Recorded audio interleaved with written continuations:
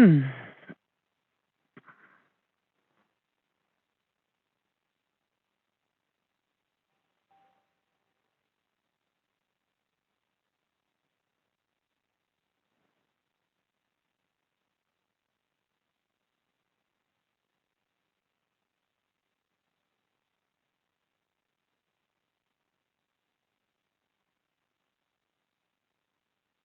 Oh, fuck. Ah, shit.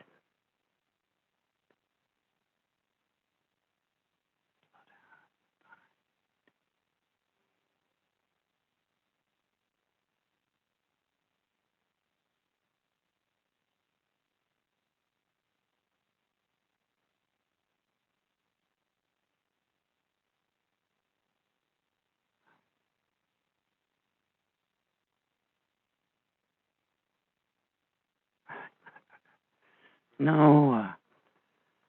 Damn it.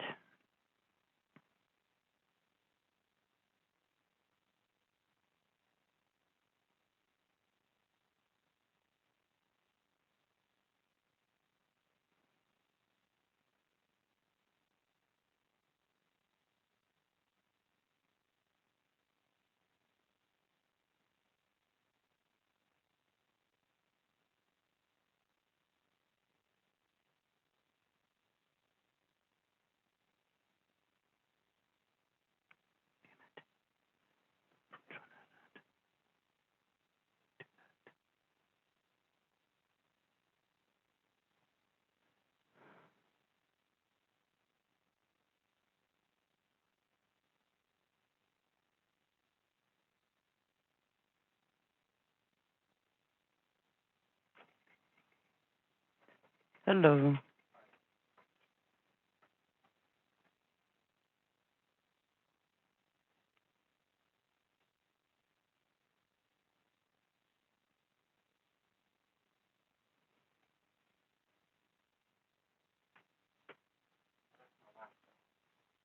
At home? Okay. They can start without you. Right? Okay.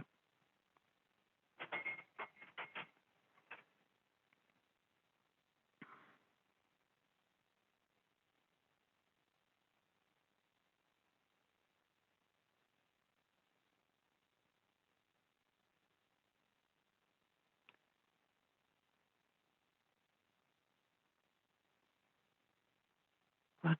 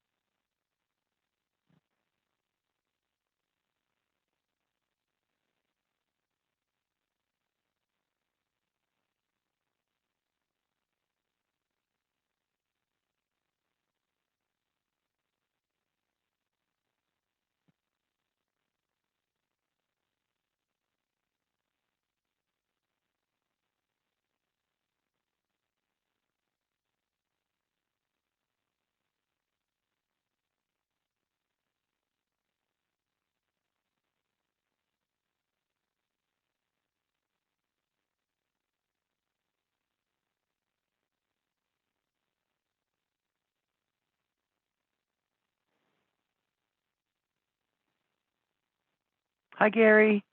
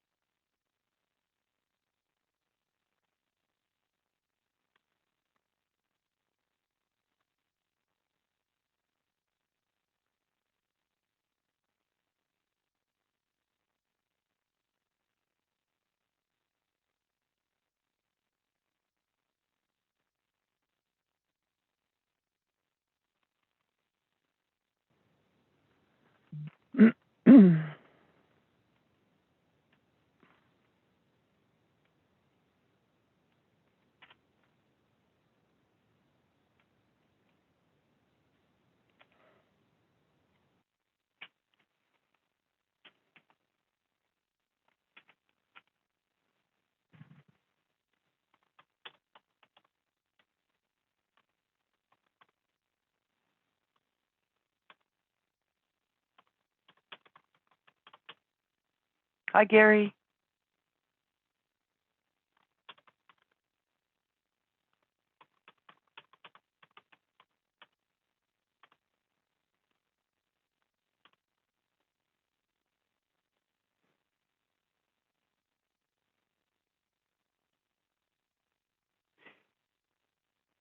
Yeah, I can't hear you. I can see you. You might need to call in with your phone. That's what I had to do. On the agenda, there's phone numbers.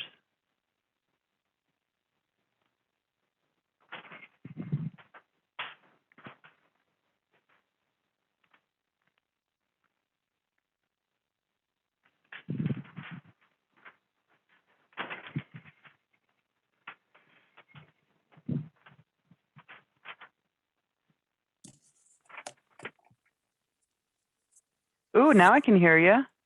Are you doing? I don't have a picture here. Now I can't see you, but I can hear you. Oh, now, Oh. there you are. There we go. Cool. Yay! All right. Nice. I'm on the iPhone today. Oh, okay, cool. It looks the same as a computer would. Yeah. Nice. I wonder if I can make this picture bigger.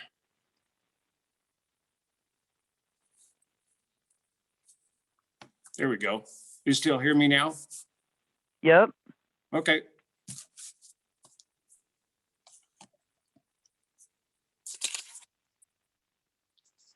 Cool.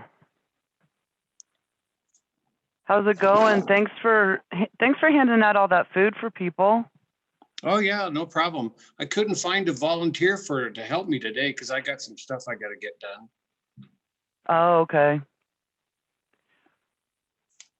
Jamie was busy and another person. I might just have to call one other person and see if they can fill in for me. I wonder if Tracy might be able to do it. I could give her a call. Yeah, if you would, that'd be great if she could fill in. It's from like noon to 2? Like 10 o'clock till 2. 10 to 2? Okay.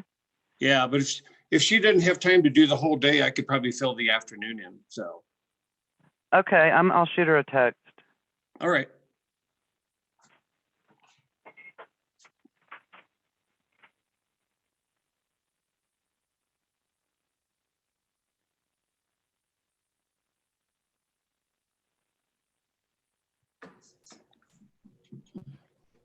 So if I said maybe like 10 to what, like noon? Yeah, 10 to noon, that should be plenty. Okay.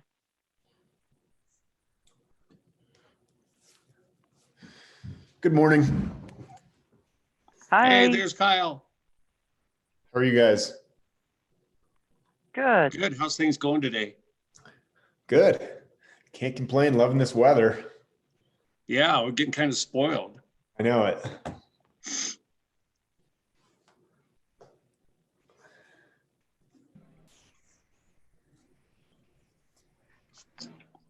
There's Steve.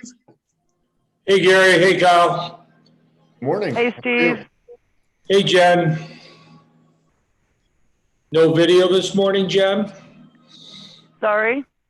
No No, video. I don't have video on mine. I think my computer's too old or something. I don't know. Okay, just I thought, didn't want you avoiding us or anything. Oh no.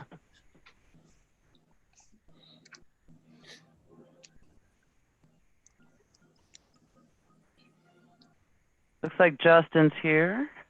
Kevin.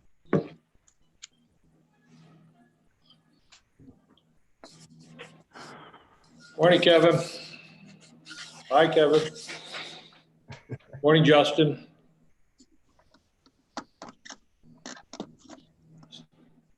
Haven't heard audio from you yet, Justin, so I check your setting.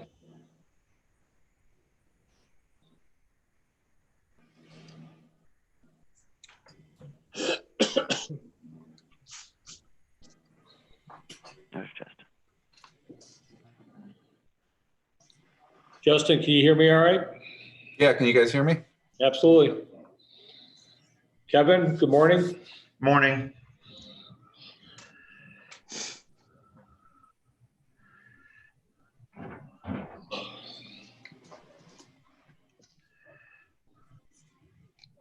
Morning, Kev.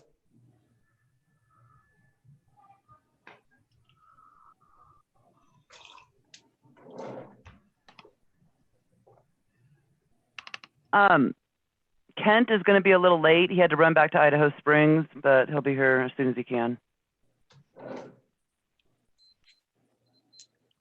Okey doke.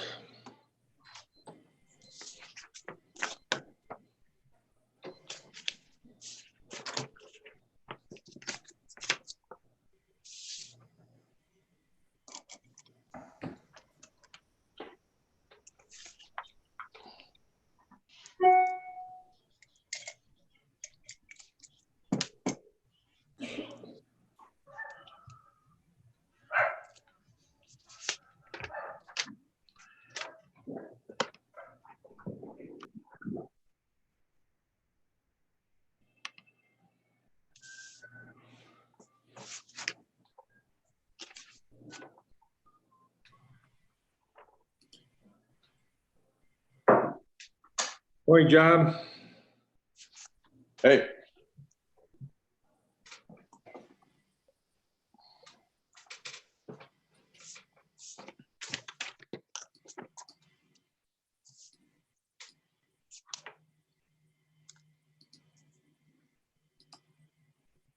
We'll give it one more minute for the technologically challenged. All right.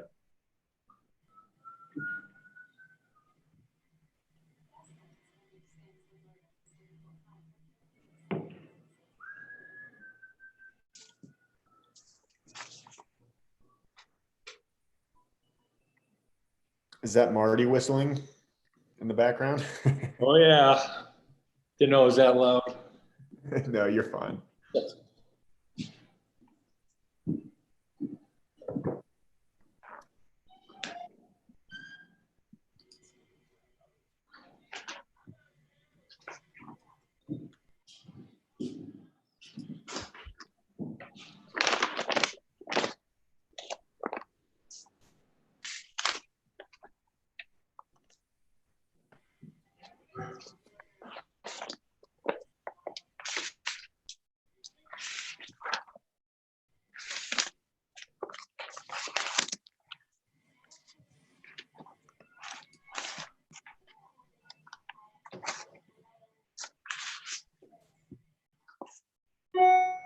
Hey, Jen, I think we're ready to go. I see your chatting though. Yes. Oh, Oh, I only said, let's see, that's not from me. I said my first one was hi Gary. I did not type those other two, so I don't know where those came from. That's weird. that is weird. I hope we're not hacked. It's Carolyn. Oh, okay, so she's just under my name. Okay. Very,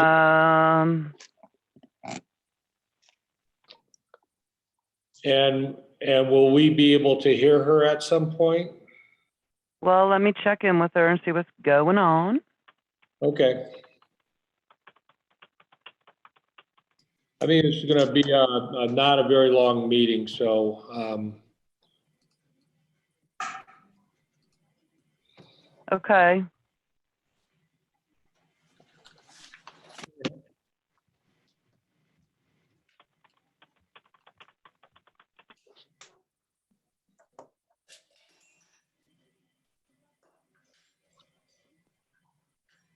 I could always, let's see, I could always try to give her a call on her phone. yeah, I don't, does she have cell service? Actually, do you have her phone number by chance? Yeah, because Because I can't get into it. I can't get off this screen now, you know? yeah, hang on one second. Okay.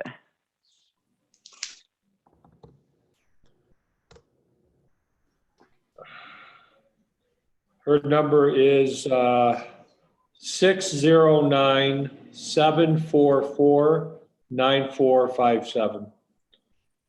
Okay, thank you.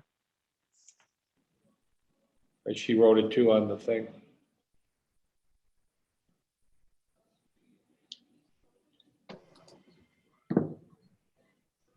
I don't have my audio that's very loud, so I'm gonna go grab my Bluetooth out of the car real quick and see if that'll make it louder. What? I'm just joking.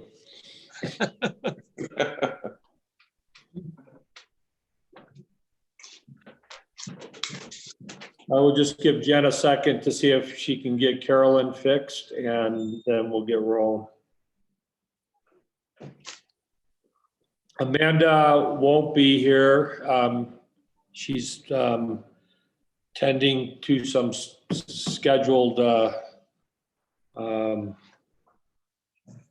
medical stuff down in Denver. Nothing serious.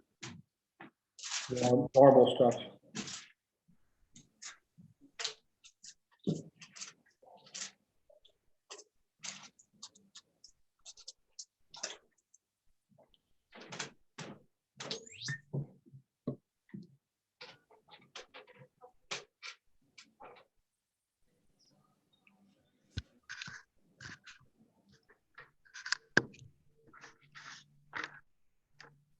Gary, can Yeah, that's much better. I'm just joking. I wasn't saying anything. Audio's a lot better now, so. Good.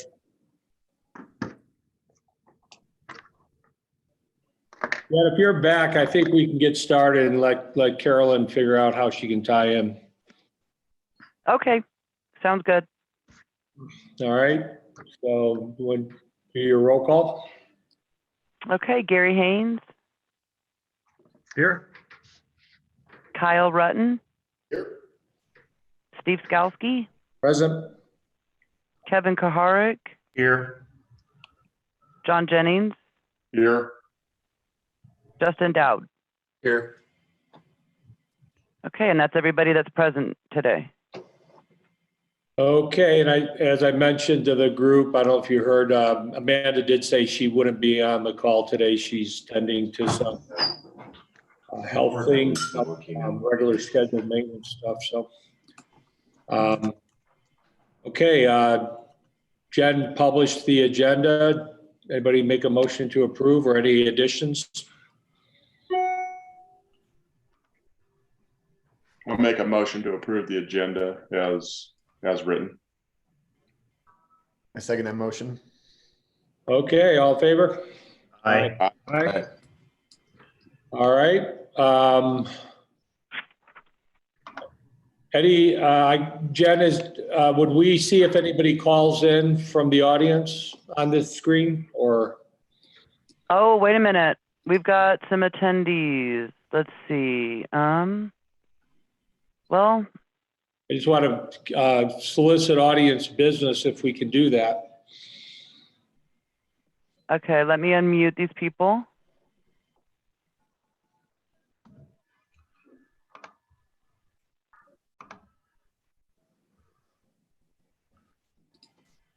you guys hear me now? Yeah. Is that you, Carolyn? That's me. Yay. Okay, so what I'm going to do, I think we have muted anybody who is a audience participant, and we just wanted to find out if there are any new business owners attending for the first time. If there are, can you say yes? Yes, Okay. no. I'm sorry, someone say something? This is Jan. I'm here. Actually, I'm not a new business owner, but I'm here, but I'm not there. I sent it to you. Okay. I Thanks, sent Jan. you 2 emails. So I don't know why I'm not there.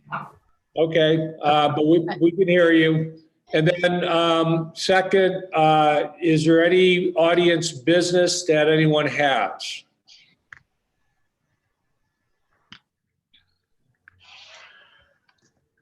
Okay, then what I will do is have Jen, you can probably put everybody back on mute. I don't know if you can not mute Jan or since she called in. Carolyn? Yeah, they're all unmuted on my end. Okay, yeah, we just, as long as everyone doesn't make any background noise, we'll be good. And then let's move right into the call with Liz Cassie, if we can. Yeah, this is Liz. Can you hear me? Oh, yeah. Hi, Liz. Oh, hi. Anna should be on the line as well. How are you guys doing? Good. We're good. We're good. Good to hear. So yeah, I just want to talk to you guys a little bit about what tourism looks like with this kind of safer at home reopening phase, how that shifts our plans, and I think just get a pulse on how your community is feeling. It seems like every community that we work with is at a kind of a different phase, and as far as welcoming visitors, as far as trying to reopen the economy, and that really, I think, dictates what we suggest as far as tactics go. So for you guys specifically, I was wondering, what does reopening businesses look like, or how are you feeling about visitors coming back anytime soon? Yeah, I think it's probably worth discussing now because that's part of our agenda. We have events that I think we want to brainstorm on whether they're going to still happen or not and how we approach things. But in general, I personally want to hear the commission's feedback on how they feel about reopening. I did participate in a Clear Creek County Commissioners meeting yesterday, and they did have Cassandra from the Tourism Board on, and they discussed their website and everything, but they also were unsure of what their messaging is going to be, because at the same time, they don't want to have anybody feel like they're not welcome. They also want to communicate the fact that we need to comply with the current governor's orders, and so what is that messaging, right? And what does it need to be, and how does it change? Because we'll have new milestones coming up. I think the next milestone, if I'm not mistaken, is May 26th. That determines how businesses such as restaurants can start taking patrons and what measures they need to take in order to be able to do that. So I think it's a good discussion to have, just so that we can all make sure we understand what the current rules are and what the rules might be going forward. So does anybody have any opinions out there? I don't, none at the moment. I wish I could share my screen, Steve. Can you hear me? Yes, I can. Carolyn.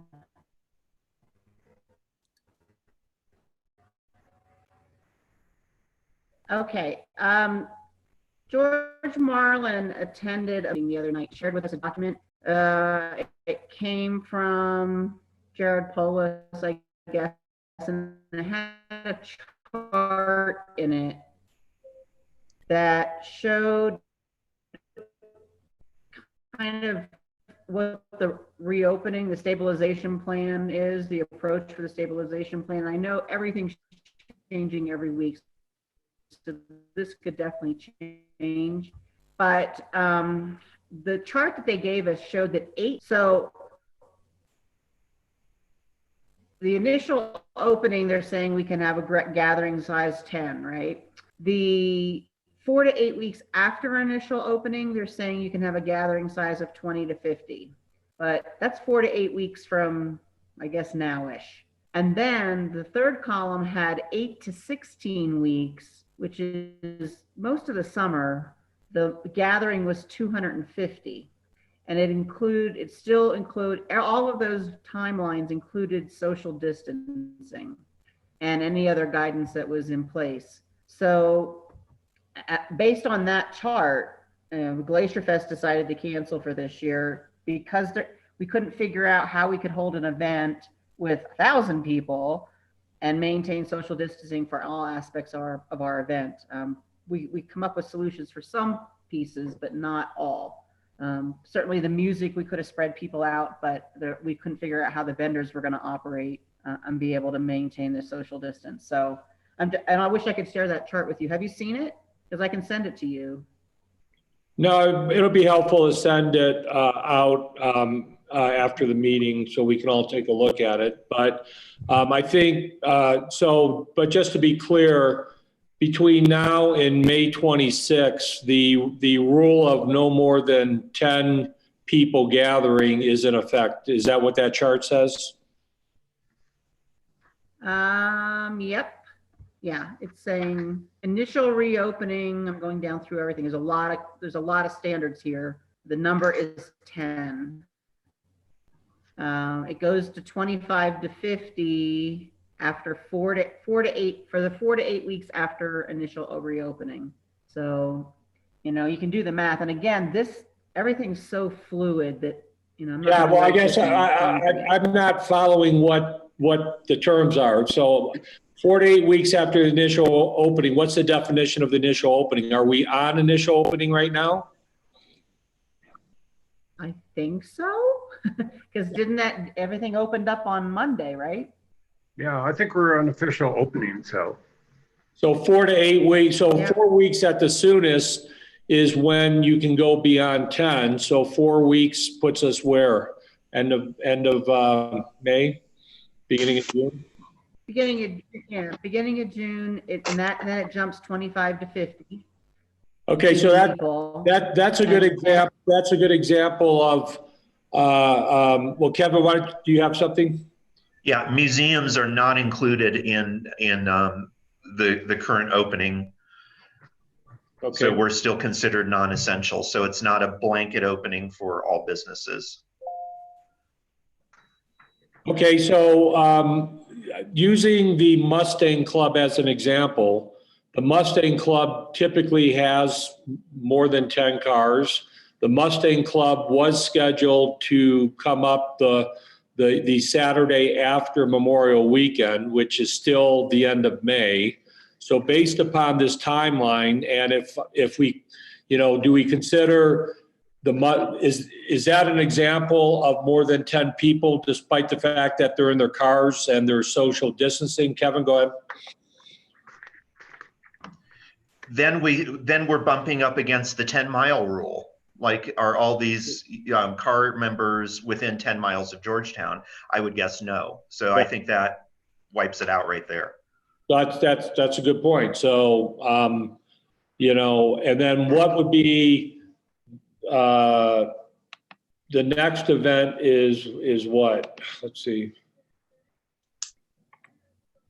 It's obviously Memorial Day is history. It's toast, right? That's before Whacker. And then July 4th, you could still Well, they're still planning. I'm sorry, they're still planning to do the ceremony for Memorial Day at Strauss Park. Okay. Go ahead, Let me Kevin. try calling him. I'm gonna try to. I think it's okay if we cater to locals. So with Memorial Day observances, I think our draw is mainly locals, our local vets. So I think we can move forward to a degree, but I don't think we can push it out beyond that 10-mile radius. Okay, then I agree. That becomes then, getting back to Liz's original point is, you know, what would the communication for that look like? Do we even want to have communication vis-a-vis the website for something like that? Or if it's a local outreach, do we just post things in town so that the townspeople know there's a ceremony, but we're not publicizing it beyond the town, right? Yeah, I think that would be smart. I think what we're seeing is the same thing. A lot of communities are still trying to figure out what their summer looks like. You know, July is probably the soonest I think anybody's doing large events. So if you can keep this local, keep it people distant, just do something a little bit more low key than usual, that could still be appropriate. So I would think just keep it within kind of the town folks. I'm not sure if you're still having issues with a lot of people coming up still on the weekends to recreate. I think that's something, again, that we're seeing with communities of, we're saying don't come, but people are still coming, especially with the safer at home now, just obeying the orders because they're so cooped up and want to get outside. So I think that's kind of what we're trying to figure out too, is if Georgetown is still kind of getting that influx of people, and if we need to, again, lay low for a little bit, or if you feel comfortable, maybe early summer, later in the summer, starting to push out some advertising to get people excited for late summer and early fall. I don't know. I mean, me personally, I don't know. I just don't know what will happen as businesses open up and what the restrictions are going to be and everything else, which then would tell me I'd want something more generic where we're, you know, if we have any collateral out there or any publications out there, it almost has to be, has to have the caveat of check with the Clear, I'm just pulling words out of the air, check with Clear Creek County officials to get the latest status on travel to the county, because, you know, I don't think we're the group to, I mean, we're obviously not going to force things. We don't, personally, I don't think we should be creating a negative out there. But we also have to tell people, if you're not supposed to come up, I think we're doing ourselves a favor by just reiterating what the current situation is. Now, if you're doing advertising, if you're doing advertising outside of the website, then the question is, what are we advertising? What are the lead times to make changes and everything else, right? Yeah, exactly. I mean, I would think we would put everything on hold until autumn at the earliest, or late summer at the earliest. But I don't know. What does the commission think? Yeah, I mean, I suppose in terms of advertising, my mind goes to putting crosshairs, like if to play it safe, probably on leafing season, you'd really want to aim for that, and potentially 4th of July, but that might be pushing it. I agree. So just hold off on any print advertising that has lead times involved. We just hold on that and revisit it probably sometime summertime, and then decide if there's if Liz has a good opportunity that she wants us to consider, we consider it at that time. And then in the meantime, we should discuss what our social media messaging should be at this point, right? Yeah, I think that goes in line with what we're thinking. You know, we agree that it's important to pause things right now. Again, just want to get your pulse before we made major recommendations. Anna, did you want to mention how that kind of works with our plans? Yeah, so you'll see If you have a more recent copy of the work plan, that originally we had intended to sort of launch a few advertising initiatives around June, but those will be placed on hold. One of those being the Out There Colorado digital publication. That's a sponsored article that last year we had a lot of success with and wanted to replicate, but I think that we would be well positioned to alter that to focus more on leafing, as Kyle said. So I think we'll just continue to hold.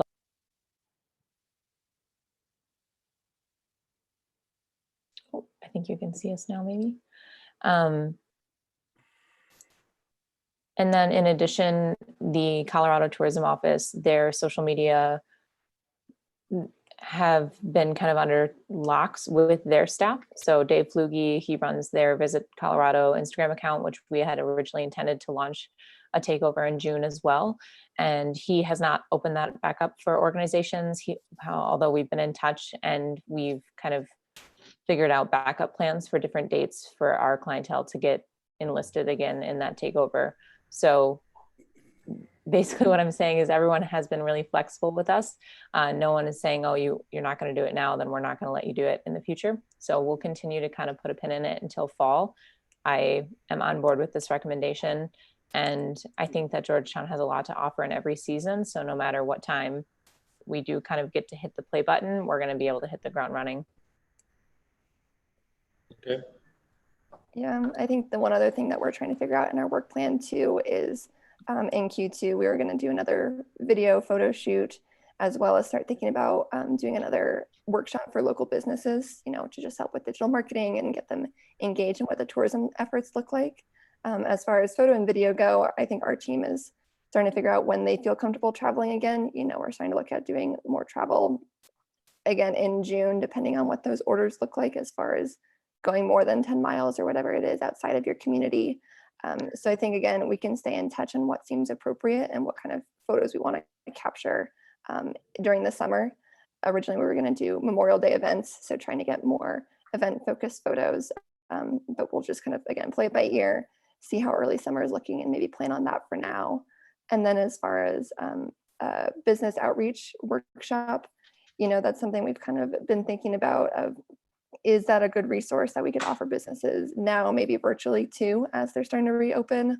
Or does it make more sense to, again, wait when we can be in person to do those one-on-one sessions with folks as they're starting to be more back to normal, if you will?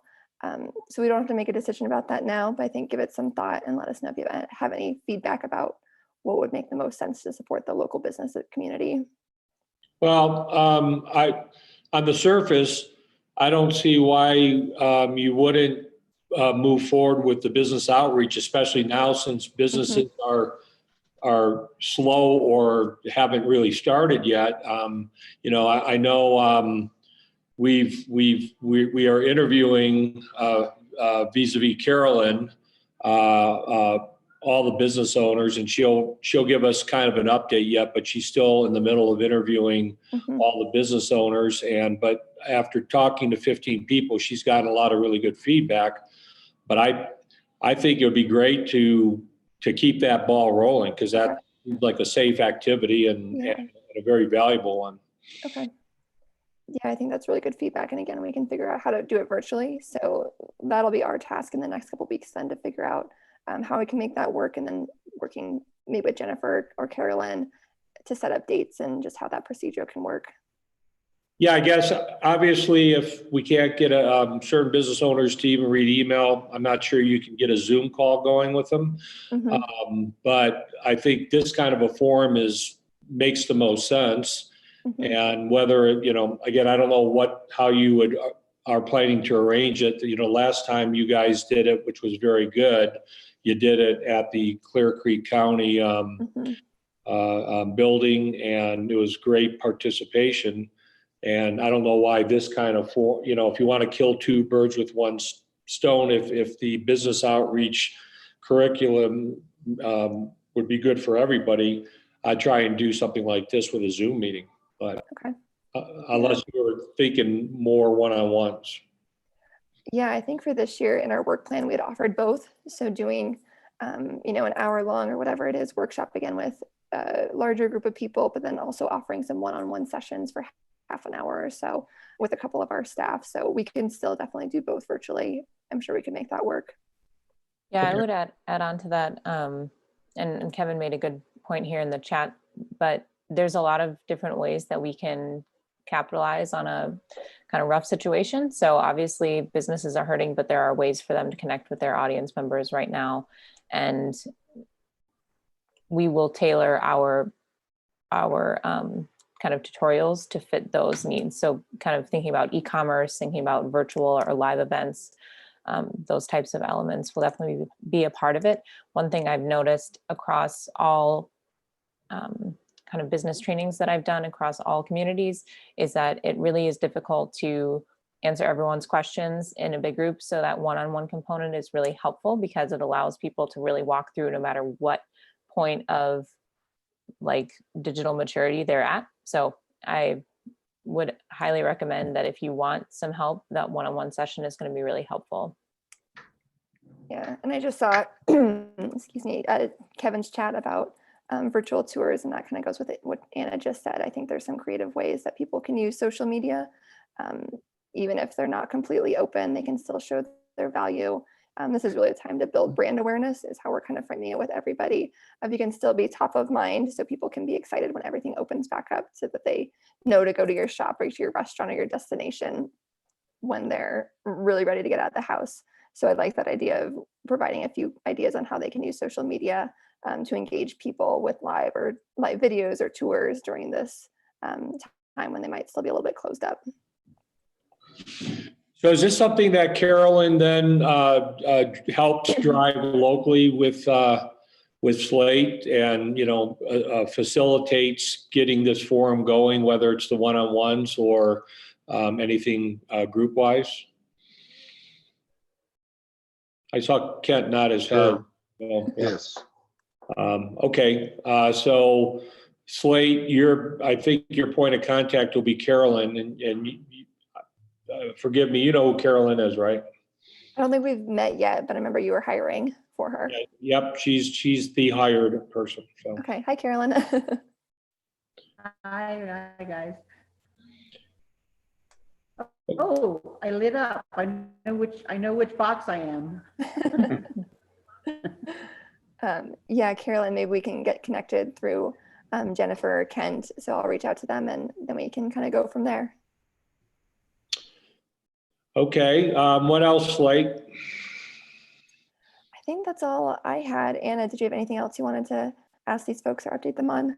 Nope, it's nice to check in, see everyone's faces virtually, and I'm excited for the time that we can invite people back to Georgetown in large groups. But until then, I think we'll do everything we can to make the most of what we can do.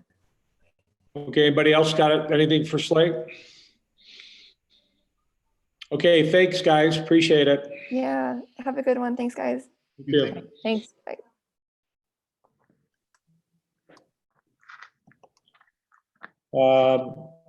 Okay, social media. Is Travis on or no?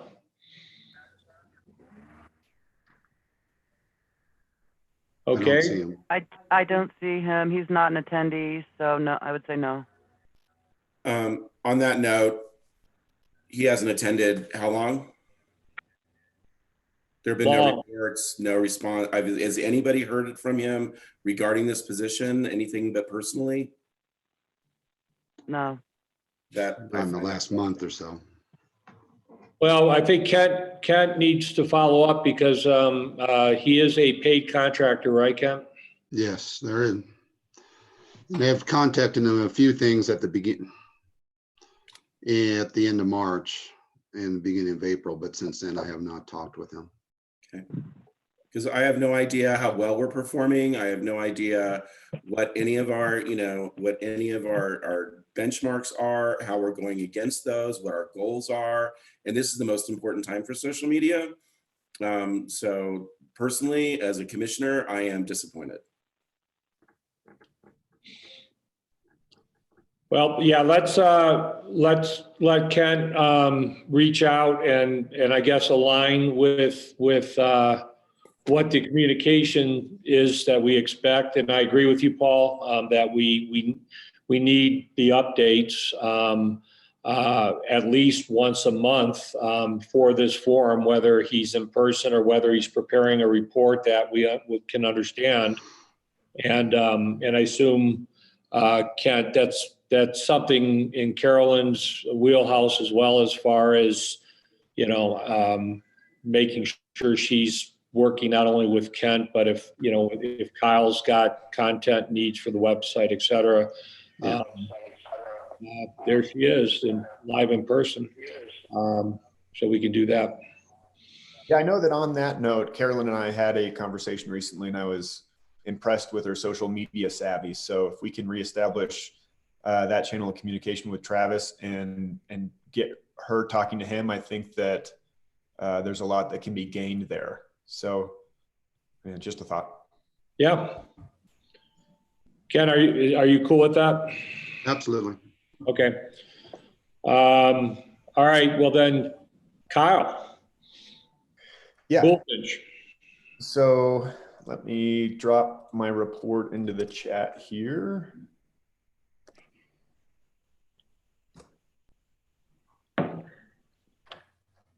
If you follow that URL I just put in the chat, we'll bring up the report for today. And I'll give you a sec to open that. So actually some good news to report here finally. Not all good news, but I'll just start from the top. The Google search trend. So this is just for the main search term for the town's website is Georgetown, Colorado. And I got a request to share my screen. I can do that. Yeah, that'll be better. Okay.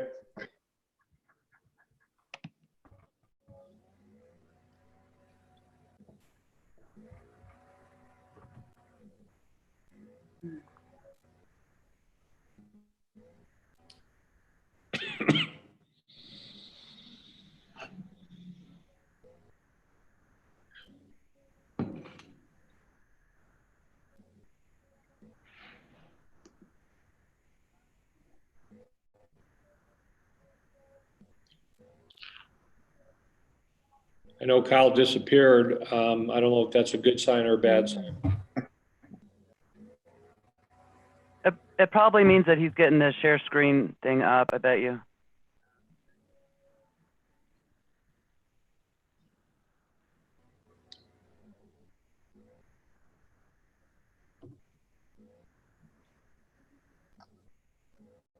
There's Kyle. Sorry about that. That kicked me out. Let me try again here. Okay. Can you see my screen? Yeah. It's launching, yep. Okay. So here's the report.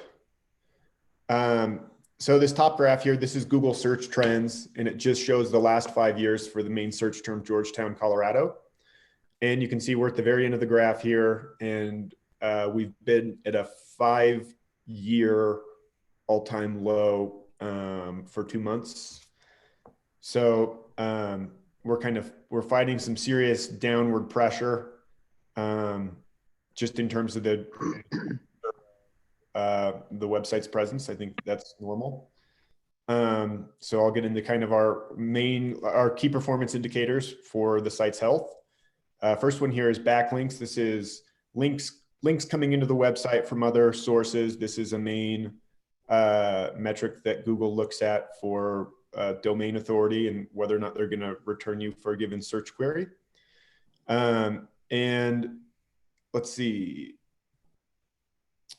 This last month, we gained another 600 backlinks that just had fallen off due to a lack of 301 redirects. So those have all been put back in place, and Google is still crawling and finding more backlinks every month. So that's good. That's going to be helping us, especially going into the summer. And then on top of that, we're also expanding into new websites. So one referring domain can represent hundreds of backlinks. So referring domains and backlinks are a little different. Referring domains are more powerful. And we've landed 2 travel blog placements this month and a mountain biking blog, with more in the works. So Georgetown is starting to get featured on those, and we'll continue with that effort going into May here. Then if you look at analytics, this kind of shows you, I think this paints a good picture of what has occurred. So in March, you can see COVID hit and we slumped hard. And then now at the end of April, that pressure seems to be lifting. We're certainly not anywhere near where the site has been in the past when it's peak season and it's really performing well. But I'm happy to see a bit of an uptrend on people at least checking out the website and, us getting in front of their eyeballs. A big push in April was the featured pages system. As I talk to business owners, a lot of people just don't have the bandwidth to kind of get this put together. It does require some written copy to be produced and some images to be sent over. But we have 2 up, and then we have 2 more under construction right now. So anyone in here, I would definitely encourage everyone to take advantage of the featured page. The Georgetown site has good domain authority, and it can expand the number of people that you get exposure to just by putting that up. And then going into May, like I said, we'll continue with our link building efforts. I'll be creating content for leaf season. I kind of anticipated that that's probably where the crosshairs would land, and I'd like to just do whatever I can to get us prepared for that, on the front end. And then I'll continue to watch Google Search Console and optimize existing content to do a better job at capturing the keywords that are available to that piece of content. So that's everything I got for this month. Hey, Kyle. Yes. This is Jan. Again. Where would one find those feature pages? Are they visible? Yeah. So the main thrust is to make sure you're visible in search. When you're on the website, let me share my screen real quick just so I can show you. And, this can be adjusted if you guys feel like you'd like to see it adjusted as well. So like Georgetown Jerky Emporium is here. And if you click your title, it'll bring you into your featured page. It's also, linking to your website. So some of the links may go to your website, some of them may go to your featured page. Frankly, my opinion is we'd rather get visitors on the website over to your website. So I try to put a heavier emphasis on that than getting them to your featured page. But like I said, I'm open to anyone if they have a different opinion. Well, that's good to know, because I bumped around on the website and never could find a feature page. So I'm worried about other people finding that as well. Yeah. So the like I was saying, the visitors on the website, I'd rather see them find their way to your website. And if they make their way to your featured page, then it's just one more step to get to your website. Whereas people that are searching in Google, that's where your featured page is really going to work for you, because it'll come up as a Google search result. They'll click through, they'll land right on your feature page on the website, and then be able to quickly move on to your website. So it's more of an intermediary to promote your business than it is to promote your featured page, if that makes sense.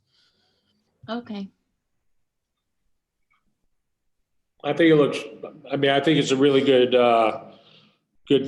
thing to have, and hopefully more businesses besides the brewery and the jerky shop will take advantage of it.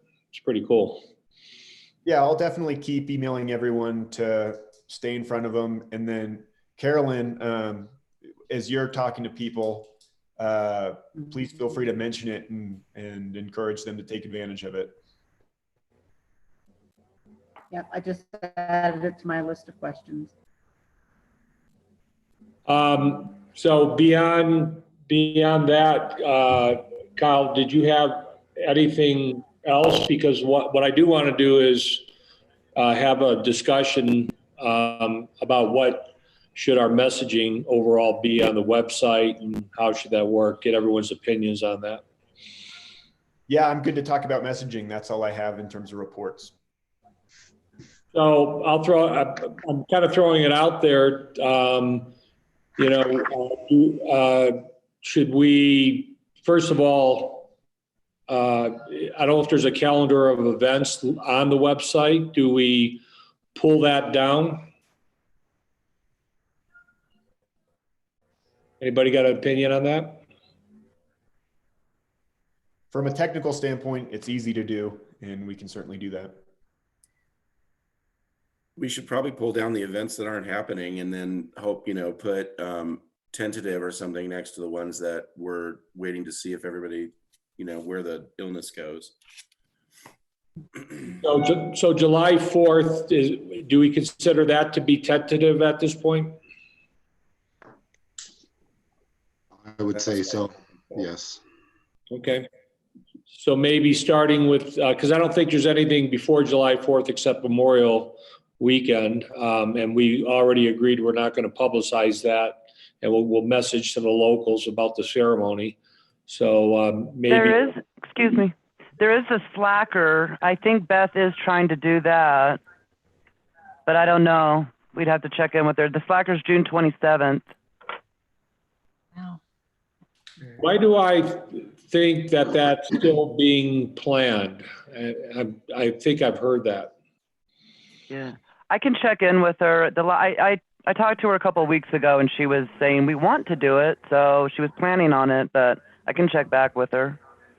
Okay. Or somebody else can too. The Friends approved 2,500 toward music, and I don't know, who's going to be here for that. So I'll talk to the library about spacing if we're going to have that park open. So if we want to still do that we can get that going as quickly as possible. I don't know where Tim Hammett is right now as far as making that happen. So I'll get more information later. Okay. For Mountain Jams, because I'm not sure how that's going.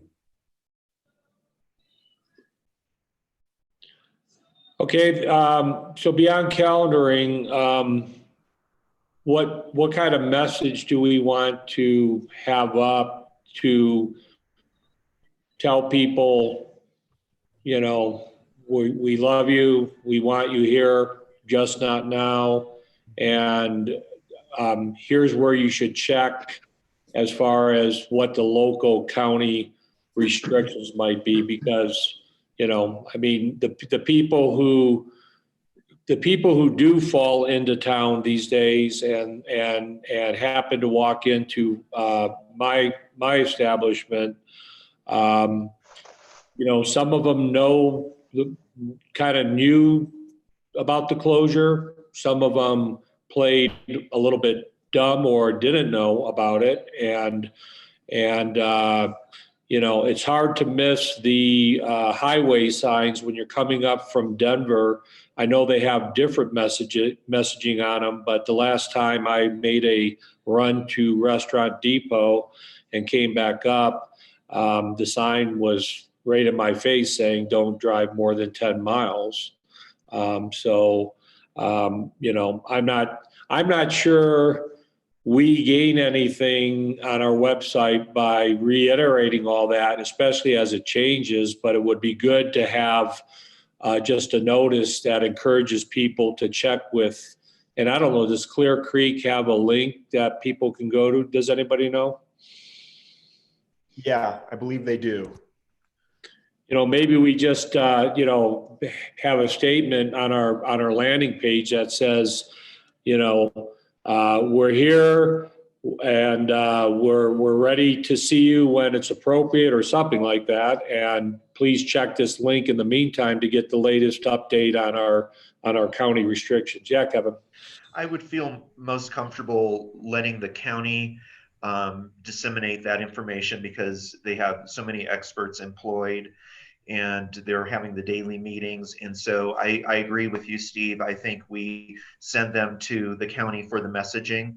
And so, links or just suggesting that they do that, they're the experts, we're not. And I wouldn't want to put any erroneous information out that might put people at risk. And so just send everything to the county, I think.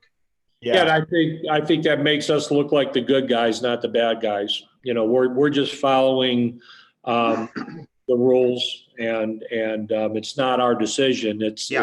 We're just shopkeepers, so Yeah, so that's what's on the site now. That I don't maintain any up-to-date information in terms of how it affects the tourist. I just have a link that says COVID-19 information. I have an alert with a little language on it, and then a link that says COVID-19 information that goes to the county site. But I can expand that or adjust that in any way you guys like. I think it's worth coming up with some content, just a paragraph or a sentence that says something to the effect of, we love you, we miss you, and we can't wait to see you. And before you plan a visit, please check this link and get the latest update as far as what the restrictions are, from the county or something like that. I don't know, anybody got a better idea, or does that sound like a good approach? So this is what's up there now, and you can see if this needs to be adjusted. The town of Georgetown has been closely monitoring the COVID-19 situation with local partners and are making adjustments as needed to our operations. Georgetown is fortunate to be a common tourist destination all over the world due to the situation. Many of the businesses that serve this tourism are not currently operating. Our business community is working hard to remain. I'm sorry, I'm getting every third word because I think there's some noise coming from somewhere else. Sorry. But it did actually sound. So here's my opinion, and please, people debate it. I think it was way too long, and I don't want to. Personally, I think less is more. I want to get a message out there that says literally, we love you, we miss you, we can't wait to see you again. Before you plan your trip, please check with Clear Creek County at this link as far to get updated on current restrictions or something like that. The tourism website has even more information than the county base website. The county website just has some links to the roads. And at the visitor center, we're getting about 15 to 20 calls a day regarding the lake and the roads. And when we explain after the people, are angry about why the roads would be closed or whatever, one of the things I have been saying is, we're closed right now, we're gearing up for the party, but if you come early, it's not going to work for you. So come back later. We'd love to see you when this is all over. And it kind of turns it around when we talk about first responders and stuff, just with that short message that, if you go to somebody's house before the party's ready, then they're not going to welcome you as much. So come later. And so I like what Steve's going at. Not my language, but what Steve's language is short and sweet. I'm reading yours, Kyle. It's a beautiful statement, but I think we're looking at more of an advertising folksy statement for who we are. And I think that does work. Yeah, I'll just anecdotally, we've had people walk into, my establishments, whether it's Georgetown or Empire, and they literally get mad that they can't sit down. They get mad that they can't use the restrooms, and they come up with these things that, well, we thought the mountains would be different, and we thought this and we thought that. So again, I think the sensitivities are high enough where we don't want to be the bad guys. We just want to be the good guys and say, we want you here, but now's not the time, and check these links out to find out when the right time might be,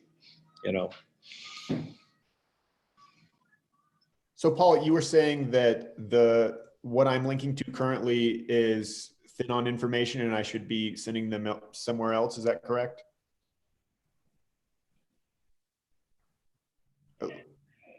Paul, you're muted, I think. Everybody's dream, Paul Boat muted.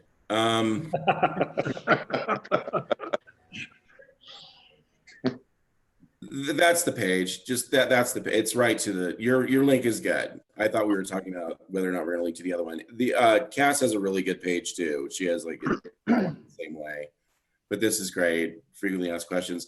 The thing with that's frustrating about the county site here is it pulls you to all these resources, but there's no bullet point of this is what you can do and this is what you can't. And there's a little bit about the road closure, but it's tiny. So. But that's them. And if you go to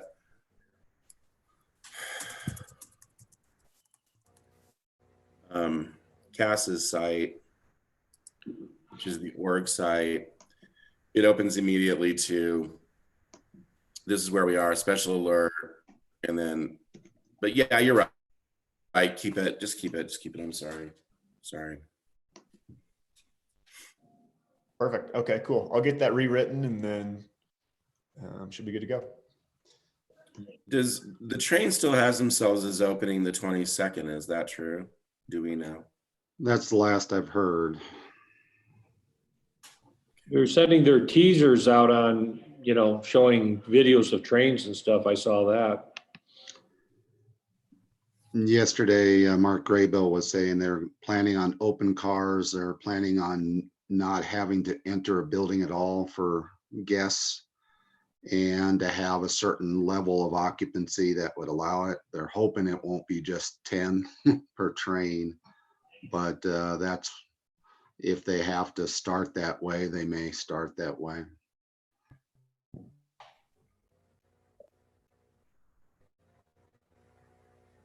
Anything else for the website? Jam? Is there anything we can do on the website more than what we're doing now to promote online businesses that have online sales? Or I mean, that's a good point, I guess. What would be the form of that? Meaning, because we have businesses listed on the website. Is that a matter of just having the businesses update their content to say, should they be promoting it themselves or? Well, I mean, I think businesses definitely need to promote it themselves, but somewhere also on the website, something, we can't invite you into our town right now, but please check out these places. I don't know. I'm just kind of brainstorming, seeing what we can do to get ourselves visible. Keep our town in front of people and keep our businesses in front of people in a virtual way. Yeah, I personally would not want to lead with the negative, and I think we're already covering it with what we just discussed as being the blanket statement. We love you, we miss you, blah blah blah. But then but maybe below that message, we can say something like, please check our local businesses on this site for their online offerings or something like that. I mean, we could do something like that, and then they would go to the business section in the website, find the jerky shop, and right there they realize they can order jerky from you online, right? Something like that. Yeah, I don't know. I'm just throwing that out there to brainstorm. I mean, I think that if you're online sales, you should send a note to Kyle. It should be on the owner, and then Kyle can make a list with links to each person's area, and we could have a little link list at the beginning of our website where it is. These are stores that we know are currently offering online sales, and then they can link. And then those businesses, it would behoove them to do bigger marketing outreach in other ways to show that they're doing online sales, because it's going to dead end if they're only doing their website and they're only doing us. But Go ahead, Gary. What I already had done when COVID came up, I have a huge email list. I sent out a big notice to all my customers via email through MailChimp to let them know that we do have online sales and that we're open for phone orders as well. And that's been pretty successful. So if I would suggest that if businesses don't have it, they should have a sign up list for all your customers to write their email contacts down. That way you can send out newsletters to all your customers, because that's what I've been doing. Yep. The town website has a newsletter system as well that I'd be happy to do a newsletter that's just focused on e-commerce sites in town. And you can see if it drums up any business. I think another good option would be to work with Travis, and the social media audience is pretty significant. And you could run some kind of a deal with him to drive traffic to your e-commerce site as well. Right. Okay. There's also a lot of businesses that still do not put their lights on at nighttime. And the more you can be visible, when people drive into town, the more you're visible by having your storefront lit, the better you're going to do, because they can actually look in your store and see what kind of merchandise you have. And there's a lot of people that just don't think about stuff like that, or they're more concerned about raising the cost of their public service bill. But lighting is cheap advertising, is the way I look at it. Maybe Carolyn could kind of help connect the businesses with getting this information to Kyle, or is that part of your job description, Carolyn, at all? Well, I've certainly got everybody's email. I think Jennifer sends a weekly newsletter that maybe she can include it in there. I do. I have a list of all the businesses. We can send them a special email too, but yeah, however, we can do both those things for sure. I mean, I can certainly add it, but I'm only talking to one business at a time. Right. Carolyn, I can send you the list of all of the emails for the businesses, so you'll have that. Do you not have that? I have those. Oh, okay. I do read individual emails. I have to confess that I rarely read newsletters. I stopped reading those in the late 90s.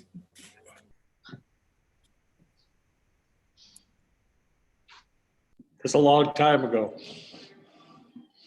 It was when everybody got suddenly back to email and everybody decided to send a newsletter, and it became too much. So social media, Jan, do you want website, to? direct outreach, and an email. Right. This is what you need to do if you're a person, and that's what I pay attention to personally.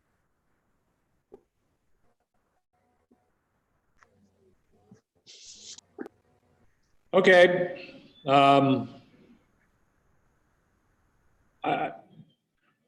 Anything else on the website, or do we need to conclude on anything we just discussed? Gary? I was just on the website. I was under the gallery listings, and some of those photos, like there's one under Stonehenge Art Gallery that's got the same picture as they use for Railroad Art by Scotty. So that needs to be corrected on there. Sorry, can you say that one more time? Which one it was? It's under the art galleries. There's one on the bottom. It's called Stonehenge Art Gallery. And that's actually showing the picture of Railroad Art by Scotty's gallery. Oh, you're right. Good eye, Gary. Thanks for pointing that out. Yeah. Okay. Anything else, guys, on website? So, Jan, could you talk a little bit about what you were thinking about doing with those live events?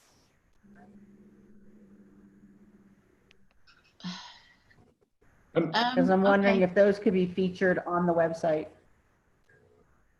Well, ideally, but there's just a few of us little lady business owners who are putting together some live events. And so basically we're just going to have a live event at our place of business. In other Main Street communities where they have like a real strong support, they do feature these on their website, and it is kind of sponsored, and they share the calendar. So basically how it works is each business who wants to participate and who does online sales has an evening, and they have an hour, and they do a Facebook Live event at their business, kind of a party, doorbusters. Like it could be, if it was a museum, you could do a virtual tour and some kind of a ticket special. I don't know if that would work, but so basically you have your own night, and then you also, everybody is linked. So everybody sees the whole calendar and all the businesses and each night that they're doing something. And so there's 3 or 4 of us that are putting that together, and we'll see how well that works.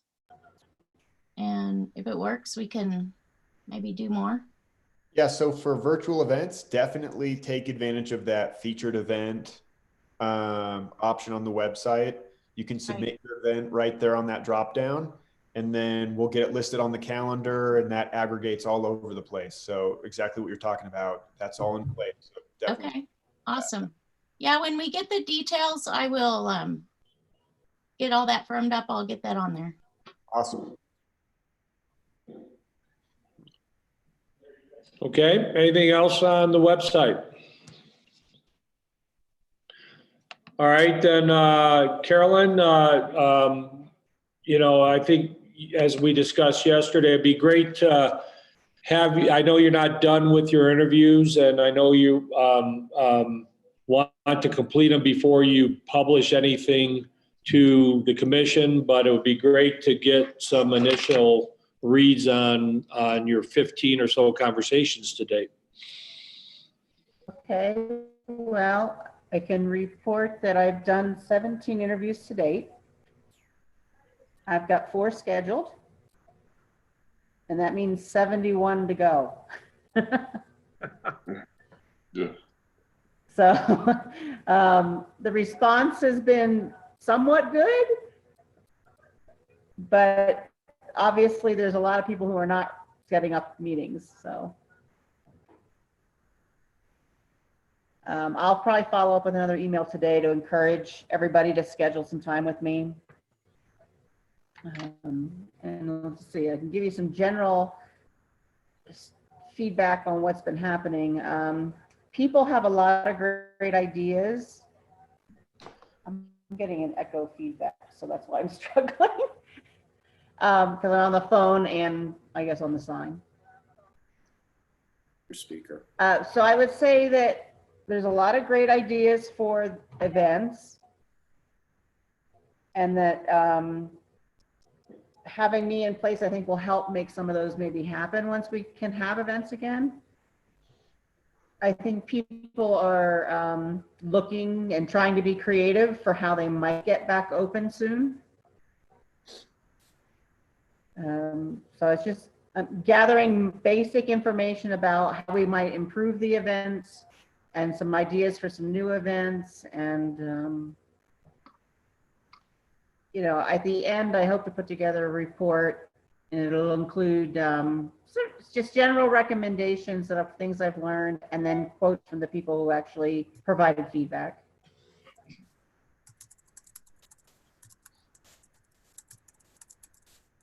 Can't you tell us if someone had these crazy things that we hate the Business Promotions Commission because they don't do what we want them to do. We've made these suggestions and they've never implemented them. And so why give more suggestions? Any kind of drama stuff that you can share? Not really. I'm gonna try to do computer audio. See if I can do this, because this is I hear myself talking back to myself, and it's really disturbing. Just try talking on the phone and kill your computer audio. Or vice versa. That's what I was doing, but it actually feeds back. So, can you guys hear me now? Yeah. Yeah. All right. So the only, I guess, negative thing that I heard, and I think I talked with you about this yesterday, Steve, was frustration over the road closures when there's a backup on I-70. And so, I mean, that was the one thing I heard that seemed pretty negative. And that was, I've got to explore that further as to why that happens. But when there's that opportunity for people to get off of 70 when it's jammed and come into town, it's not being allowed to happen. So I need to understand more about that. I mean, I have to go back through individual interviews and see, but most of the feedback was fairly positive. There are businesses that have not tied into the events that after my conversation want to, and I think that's really worthwhile.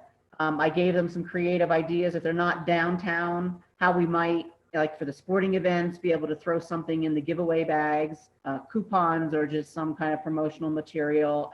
Talk to some about bringing their product into town if they're not in the downtown area, how they might be able to set up a tent and bring their product into town. People seem enthusiastic about that. So yeah, I think the conversations have really been incredibly positive, so, people are frustrated obviously because of the circumstances, and some people have, like Jan, shared some pretty creative ideas with me that she's got. And what I talked to you about yesterday, Steve, is just that there's been a lot of good ideas, but they haven't been implemented. And I don't think that was really a complaint about your group. I think it's recognizing that you're all business owners running a business, and it's really hard to implement new things if there's not a point person to make it happen. So hopefully now that I'm in place, when these new ideas come up, there's somebody to work on it full time, doesn't have to run a business at the same time. So hopefully we'll be able to implement some of these great ideas. Okay, well, thanks, Carolyn. Does anybody have any questions or comments for Carolyn? Go ahead, Jan. Coming from HGI event planning, they wanted me to find out if you were, or if Carolyn was gonna be able to promote any of those, or if you're just strictly the promotions. I think it's HGI events. As we move forward, that may be a discussion, but I view it as viewing any of the towns, anything promotions that happens with the town. Okay. Primary is with obviously the promotions commission, but what helps the town helps all, I would think. Now, if Paul or somebody else may have a different view on that, and please correct me if I'm thinking about the wrong way, but. Oh, no, I'm thrilled. I think Carolyn can do all of the promotions and work for the Heritage Center. We, do 40 something events a year. And if she's going to do HGIs and do private business, yeah, the Heritage Center would love that. I know Kevin has a bunch of events that Carolyn could be in charge of promoting for him in his business. And I think that I don't mean as charging, but at least in assisting, Paul. I actually had my hand raised too. Caroline, how are you contacting businesses to get these interviews set up? Because I have 2 businesses in town and I have yet to receive any email. Oh, that's interesting. I'm not on my desktop, I'm on my laptop. So what are your businesses? The Gateway Visitor Center, it's the Georgetown Trust. We have the Gateway Visitor Center and we have the Heritage Center.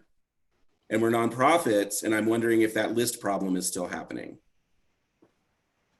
So if it's only the list I'm using are the business licenses. Yeah, Kevin, have you that's the list I've been working off. Yeah. The nonprofits are businesses. We just don't have business licenses because we're not required to. I've attempted to make a business license, but it's not something we do. So we need to expand that. And Jennifer, Caroline, I know you're walking into something. It's just something that I just wanted to check. Well, the visitor center, I mean, you really don't get a lot of visitors there throughout the year anyway. So. No, and we don't bring any tax revenue to town at all. None. Kevin, you got your hand up. Well, Hi, not Carolyn. I'm Kevin Kuhart. We haven't met yet. And I run Hotel de Paris Museum right across from Town Hall. And yeah, please contact me. I'd like to chat with you for sure. But back to promoting individual businesses like HGI's events. And Kent, correct me if I'm wrong, but we have been very careful to message to promote business in general in Georgetown, not individual businesses. Correct. And so it's a fine line, having done social media for years, like how do you,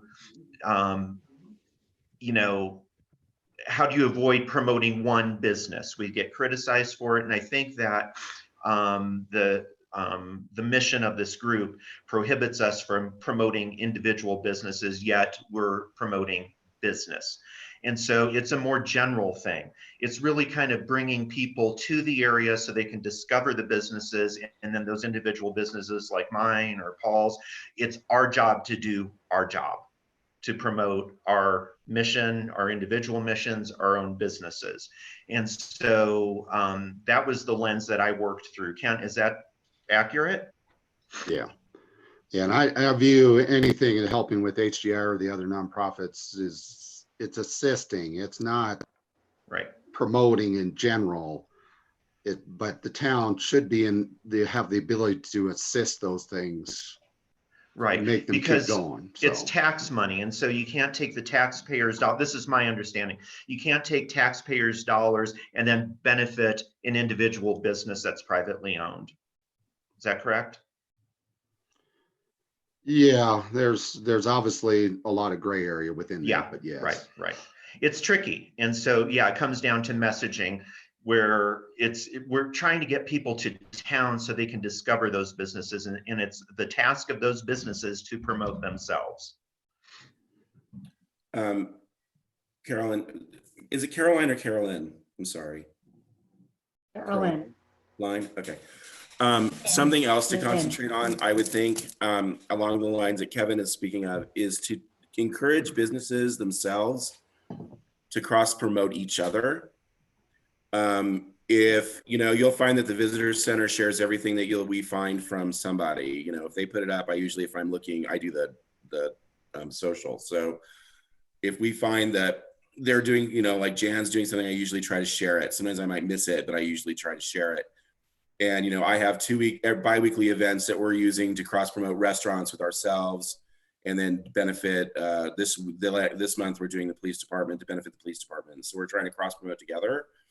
And what I have found, like HGI with their events, I promote theirs.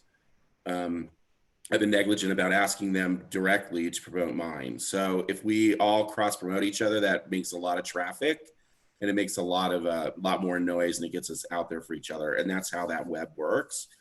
So in that sense, if people are telling you to do direct stuff, say, well, have you talked to your neighbors? Maybe you guys could also cross promote. And that's where we're stronger than just having you as an individual being overrun, which will happen very quickly. And that was my point about being the person that does everybody's things. Yeah, Paul, I just wanted to clarify something. It is possible to be a not-for-profit and have a business license in Georgetown. I've learned that since COVID-19. Oh, okay. I went in with a check not too long ago and was turned down. So no, you get my humor, right? No, I missed it. I'm not making any money right now, so I'm a not-for-profit. Oh, we're all not-for-profit. Oh, yeah, there's that. We're all not-for-profit. Right. I'm a 501c3. Okay. Anything else for Carolyn? I did post my email address in the comments, and for those who haven't heard from me, if you want to reach out to me, we'll set up a time. I'll do that. Welcome.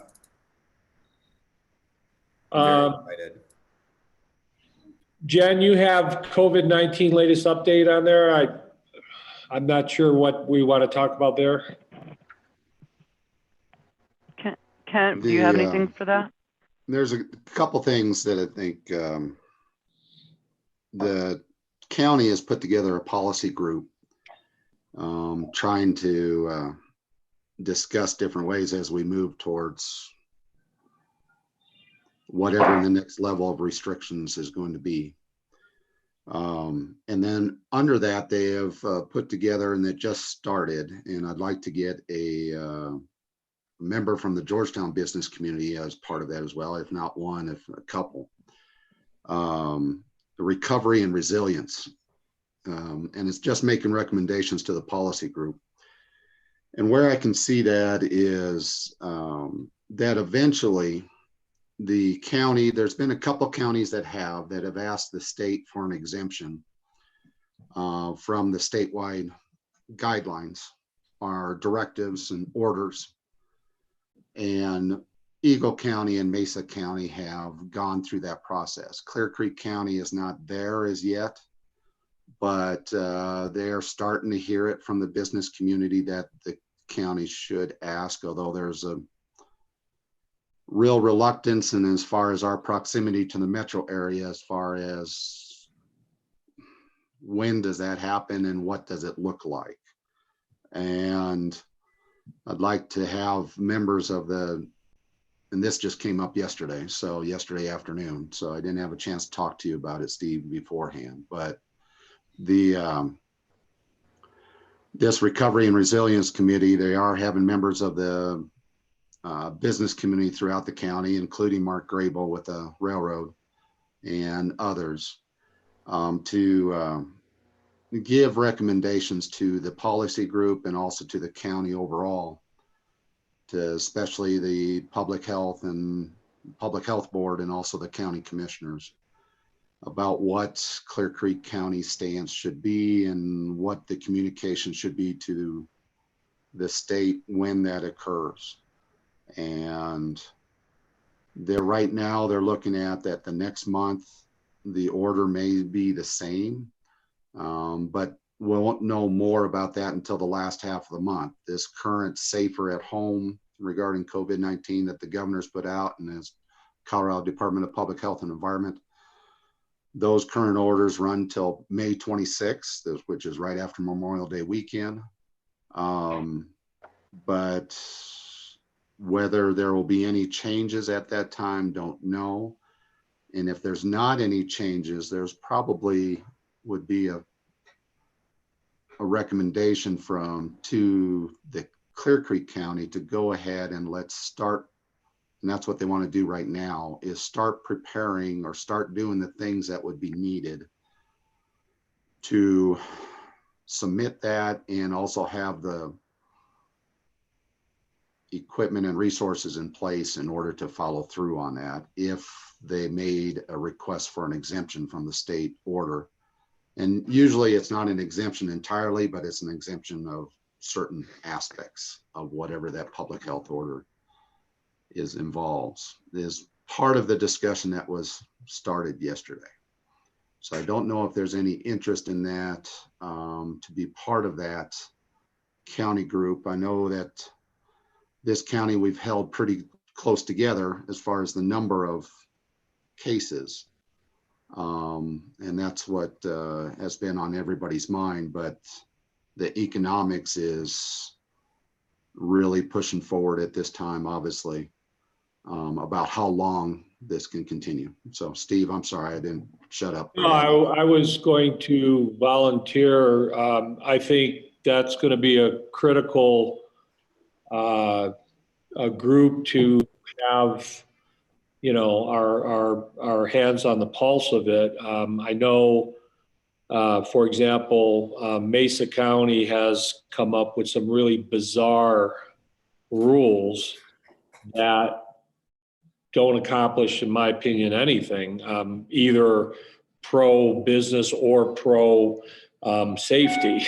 And I won't get into the nuances of it, but we discussed what they were doing with the Colorado Brewers Guild, which I'm a member of, and we've been giving our own recommendations directly to Governor Polis, and have been involved in conference calls with him.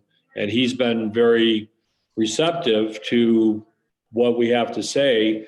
And the way I would characterize it is, there's got to be a practicality test to everything that's involved with these orders, right? Both on the healthcare side and the business side. And there's obviously a very fine line and a balance to that. So if there's a way to get involved, I would welcome the opportunity, and I'd dedicate the time to it, just because I think, nobody wants to open too soon. Nobody wants to open without the right procedures in place. And I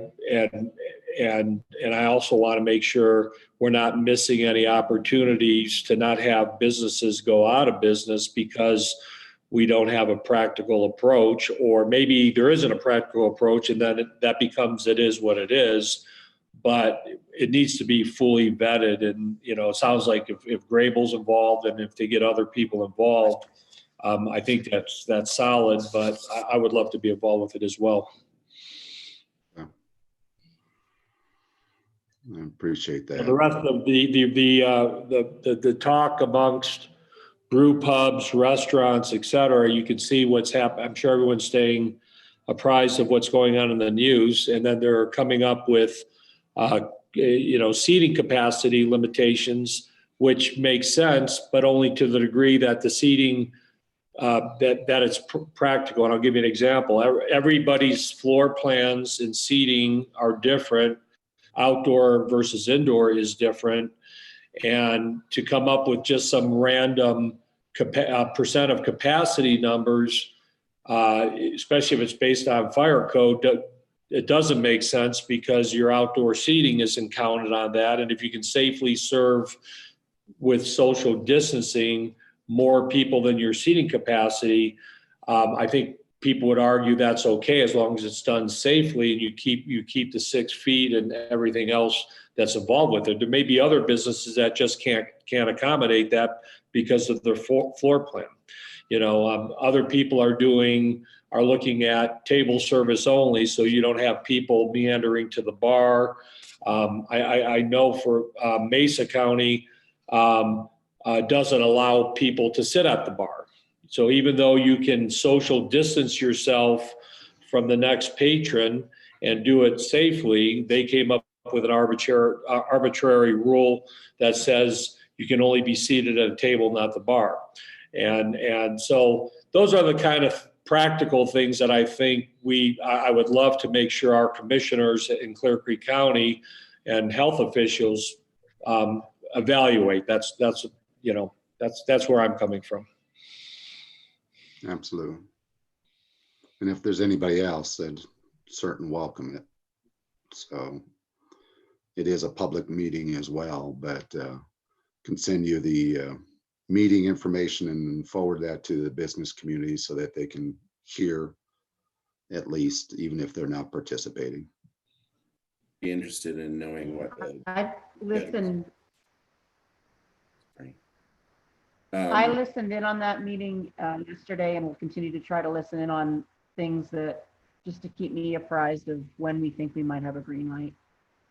So I'm not going to join that team, but I'm going to listen to their meetings. I think keep my pulse on it.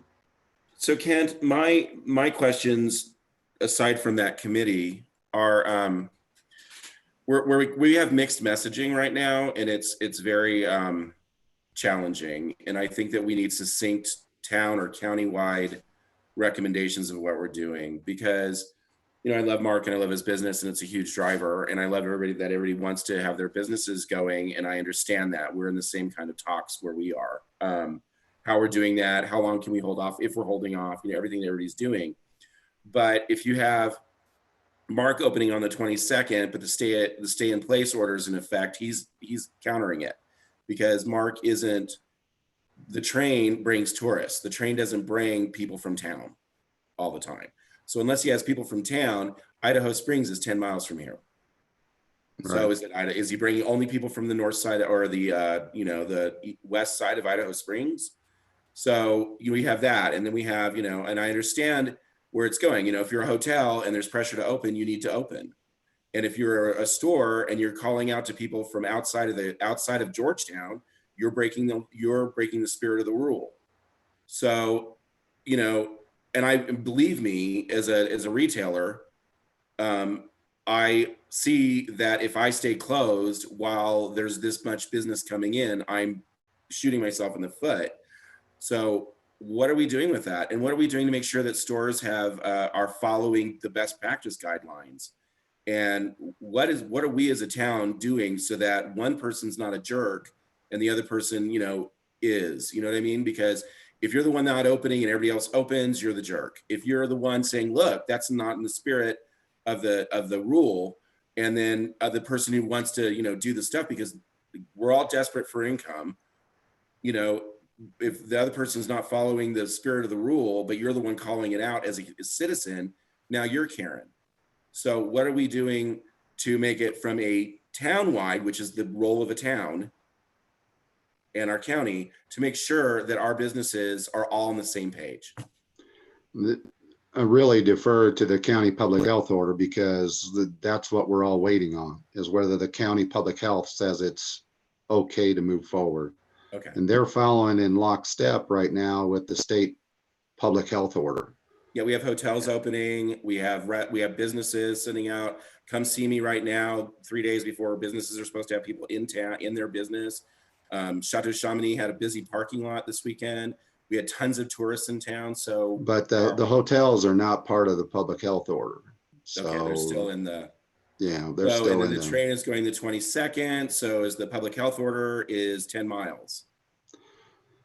It is. And as far as the train, they have to, that's, I don't think a definite as far as, because they have not been given the go ahead from the county public health. Okay. They are looking for that date. They're preparing for that date as if they could be a possibility, but that is not a definite date as far as what I understand. Okay, because I'm in the same boat. I mean, I'm in exactly the same boat. You know, we're putting down, you know, we're hemorrhaging money like everybody else. We have no income coming in. We're in the same boat, exactly. So I just I would like to know, you know, with that, like, you know, I want to open. I also don't want to kill my staff, and I also don't want to or endanger them, but I also don't want to go against the spirit of the state order. Now we're different because we're about to be called an essential business any minute. So yeah, you know, you know, and the state has basically made it so that towns and cities really have to appeal to the county. They can't, except for Denver and Broomfield, which are city and county. Right. But the rest of the communities in the state are basically having to go through the county because the public health is at the county level. And there's not a way for the town to do something separate or on the reverse of what the county has said. So it's really through the county public health board and the county public health orders where something can change or whether it can be exempted or done something different with. Now, as far as enforcing it, the governor has said that the towns, they're expecting local law enforcement to enforce. Sure. So, which is, okay, it's puts us, when you're talking about bad guys and good guys, and then all of a sudden the local law enforcement becomes the bad guys, you know, we're the ones enforcing it. Even though it's the state public health order or the county public order, it's not one of their agents enforcing it, it's the local law enforcement, which I have a little job of a trouble with it. To enforce state and federal laws. That's just yeah. In some ways it's no big deal. In other ways it's like, okay, now you're just sending us to be the messengers of the worst part of what you want to enforce. Sure, I mean, but that's it's just the job like the situations that have happened in other states with mass different types of things, and flare-ups have occurred that I certainly don't want to have happen. So, Sure, but local law enforcement, that is their whole job.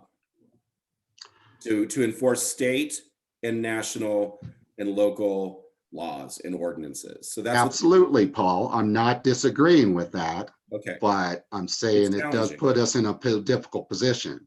So, It does, but it's also the job. I don't think there's any business that's a good guy or a bad guy. I think that we're all right now just trying to figure out how we're going to live and survive, you know, survive this as businesses. So that's why I'm just confused why we're in such, it's contradictory completely what's going on right now. I guess I'm a little confused about what's contradictory as far as, because the railroad's not within the town limits, so there's no jurisdiction we have with the railroad. Well, the town and the county, you know, it's okay.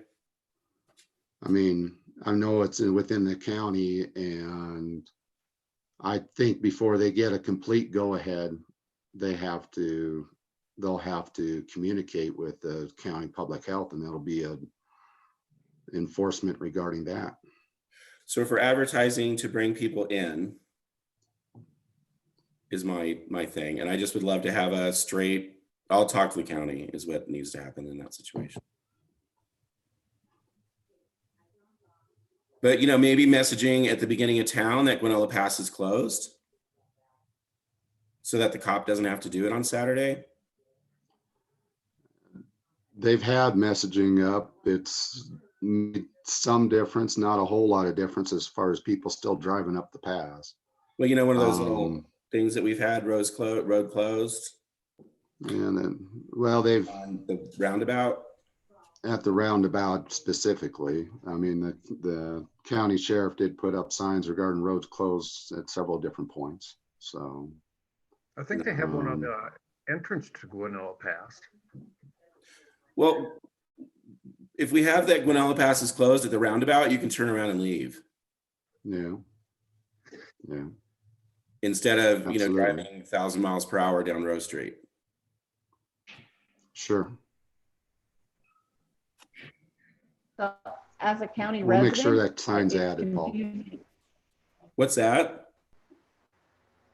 We'll make sure that As a sign's county added. resident, it's kind of confusing. It's kind of confusing because. Yeah, as a county resident, it's confusing to me because we were told locals were allowed like on the county roads, right? As long as it's within 10 miles of your house. But we've heard that people have, that Guanella Pass is closed. But if you live in Georgetown, is it closed to you? No, That's a question. No, and they've let people All right, well, by. somebody That's went up- what I've heard anecdotally. They've let Okay. county people go up Guanella Pass. Top 13 miles. You can put up as many signs as you want, and they're still good. You're still going to have the people come up here that they don't think it applies to them. They're going to go up there regardless. I've seen it happen when I'm sitting here right outside my doors from the gallery. So, and there are signs up there telling people that it's off limits to outsiders, and they're still going up there. So my curiosity is, as a business community, right? Are we all opening or are we not? Like Gary, you're open. Jan, are you opening? No. I'm open, yeah. So that's what I'm trying to get is a business community so that we're all kind of on the same page. Now we can't, Gary wants to open, that's good for Gary, but I would love something out there saying, you know, I think if you're, who's open, who's closed, why are we staying open, why are we closing, and what are we doing as a community? Are we looking like, I'm looking at the 22nd. Right now, that's exactly where we're looking to open, because if the train's open, I have to be open. So, and I've spent a couple $1,000, and this is nothing for you, Steve, so this amount of money, but I spent a couple $1,000s on shields and new equipment so we could be within the, you know, and temperature thermometers and all that stuff so that we can be within the best practice guidelines, because that's what they're recommending. No more than 10 people in any building, which is, we have a giant building. So, you know, distancing, all that kind of stuff, and then have hand sanitizer at the door, which you can't buy. Right. You have to temperature and monitor your people every day. You should have a shield where your people are between you and the person there. You should have masks for every person. They recommend you require masks in your business. So maybe as a business community, that's something that we could do for our local town business, is get that messaging out. And that, you know, this, and like you said, Ken, that the county is working on their new plan. They're working very quickly to get it. There's a new commission that's put together for that. You know, I think that would be helpful because right now we're on different pages. That's what my point was earlier. Kevin? I think it's work. Go ahead, Steve. Oh, no, I just saw Kevin raise his hand. One of my concerns about getting PPE is my lack of buying power as a small business. And so, Ken, this question's for you. If the town has buying power, can it get PPE that small businesses like mine can then purchase from the town of Georgetown? That's crossed my mind as whether we should pursue that, and here lately. And because I've seen it in a couple different situations, a couple of have been real fortunate, the different towns that have been able to do it for their residents. But I can see it having, there might be a benefit to this, seeing if that can be followed up on. It would be a great service to a little guy like me. So- Because I can't get hand sanitizer. There's long waits for things like shields. So yeah, if there's buying power and political power that can be expended to help, you know, businesses reopen, that would be fantastic. Yeah, I just want to make a point too. My understanding of the current state order is employees of businesses are required, if they're interfacing with the customer and helping the customer, are required to wear face protection, face masks. They don't have to wear gloves, although it's highly recommended. And customers entering the business are strongly encouraged to wear face masks, but are not required to. So, you know, unless you're a business and I presume there's nothing preventing you from going beyond state guidelines, but, you know, it's important. It's getting back to Paul's point where we all have to make sure everybody understands what the rules are and the official guidelines are, because I've also had people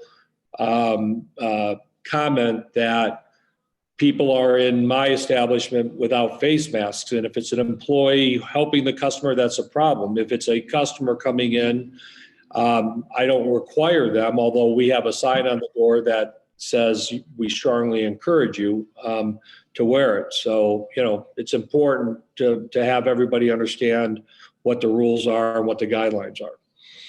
So, well, I can, am I muted? Yeah, no. I can help you get, right now, Cisco has a watery gallon jug of sanitizer. So I can help you get that. Just have to pay me, whoever it is. I can help any business in town. If I can get it, I will help them. Also, I have the ability to get gloves. And also, I just ordered a ton of just the dust masks for 70 cents a pop. They'll come out at 60 cents a pop later. I am requiring a face mask in that business because the base mask is to help the other person. Yeah. So if your employees are wearing a face mask and the other person is not, your employee is in danger. So my requirement at the entrance of our business will be to wear a face mask. If you don't have one, you can buy one from me. They're 70 cents. I'll charge $1 just to cover my shipping and my other stuff. Or I'll put a donation jar or whatever. But I just want to make sure that, because if one person wears a face mask and one person doesn't, it's pointless.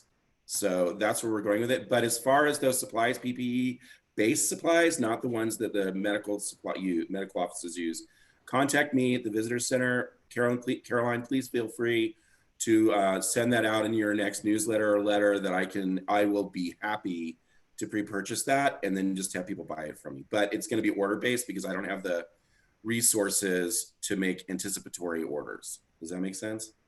Mm-hmm. Okay. Gary?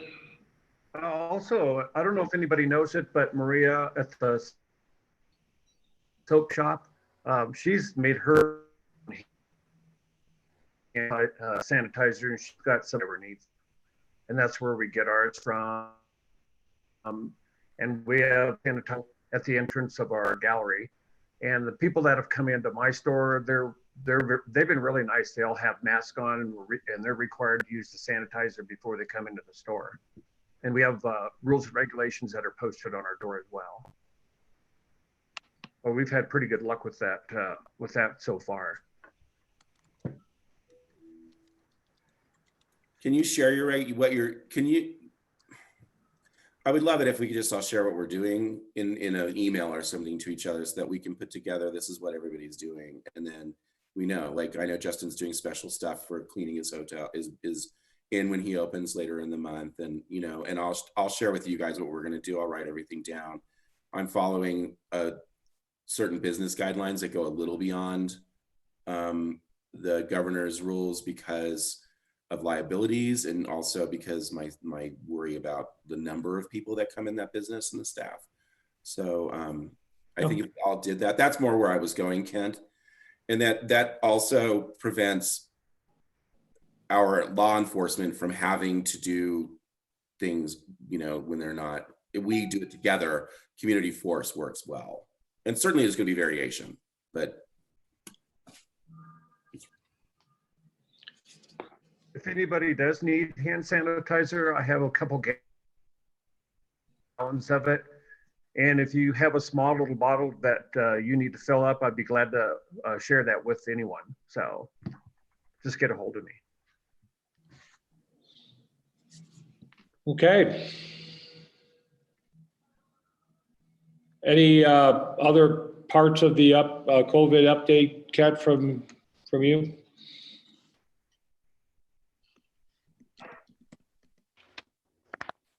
You're muted, Ken, I think, so. I had a phone call buzz in, so I wanted to mute that. Something I'm just trying to get on the creative or inventive or some different way of how we operate. Whether the idea is once things are allowed to open somewhat,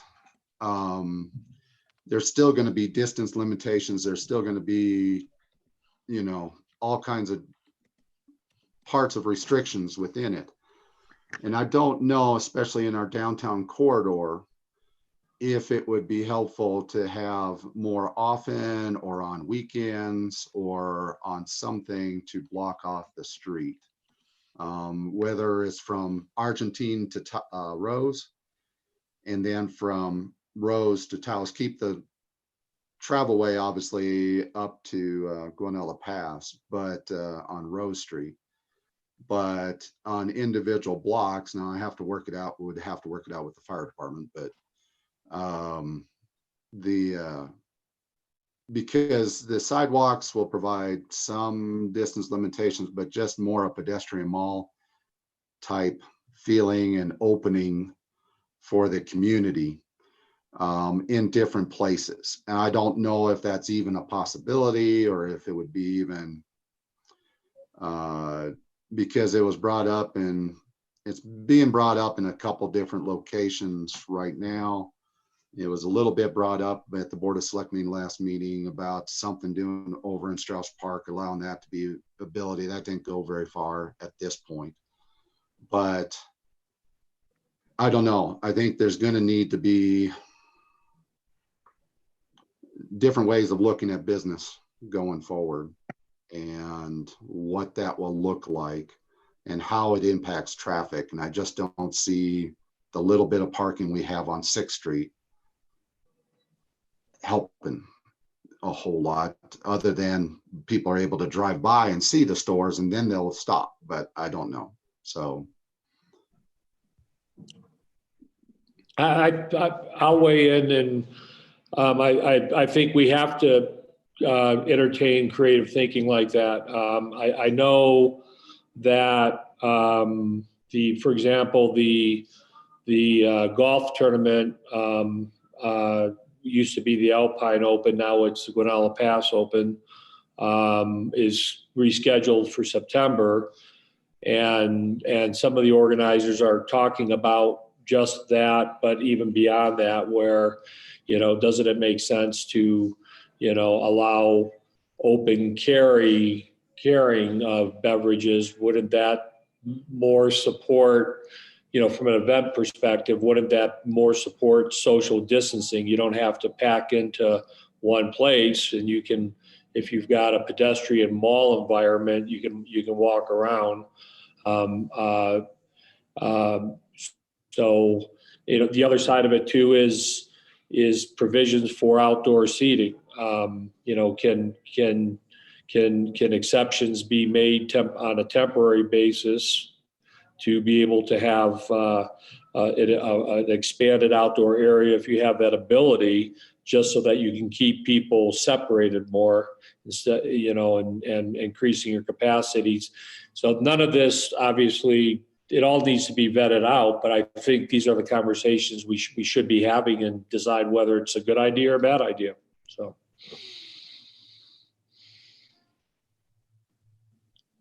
And how do you suggest can we have those conversations? Well, I just wanted to start it and wanted to see what the reaction would be from the business community. There's also some businesses obviously on 6th Street that would have to contact each and every business regarding that type of idea before we go. And it wouldn't be unanimous, I know that, but it might be on a temporary basis or on a intermittent basis or something like that. It might be an idea worth pursuing, and that's.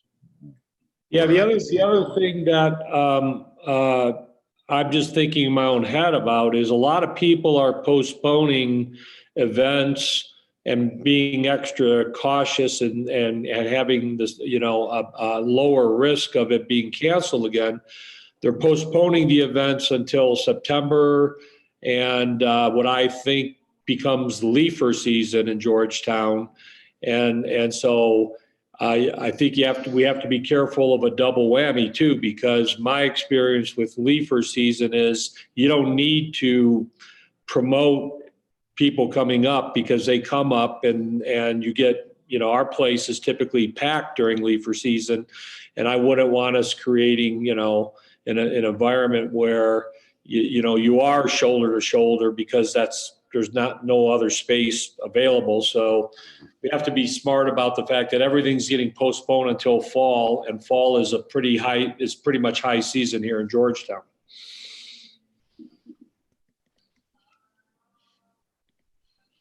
It is.